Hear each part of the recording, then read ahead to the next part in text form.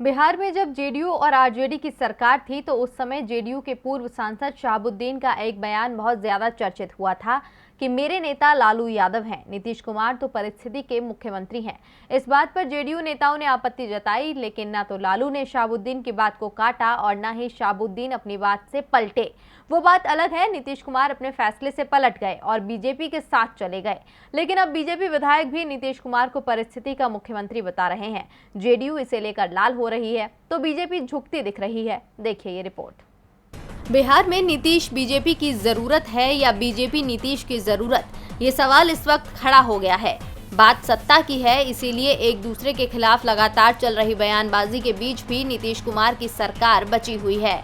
सरकार पर सवाल जितने आरजेडी की ओर से पूछे जाते हैं, उससे ज्यादा सवाल सरकार में शामिल बीजेपी के नेता उठा रहे हैं।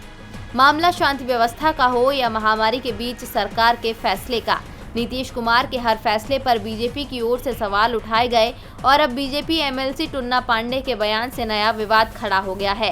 टुन्ना पांडे ने कहा कि मैंने जो कहा सच ही कहा। इस बार के भी विधानसभा चुनाव में जनता ने तेजस्वी यादव को अपना मत देकर चुना था, लेकिन सरकारी तंत्र का दुरुपयोग करके नीतीश आज सत्ता में राज कर रहे हैं। टुन्ना पांडे यही नहीं रुके, उन्होंने इससे पहले कहा था कि नीतीश कुमार परिस्थिति के मुख्यमंत्री हैं। याद कीजिए, कुछ ऐसा ही बयान शहाबुद्दीन ने भी दिया था। बीजेपी एमएलसी टुन्ना पांडे ने तो यहां तक कह दिया कि जब तक मोहम्मद शहाबुद्दीन के परिवार का कोई सदस्य सदन में नहीं जाता, तब तक वो कोई चुनाव नहीं लड़ेंगे।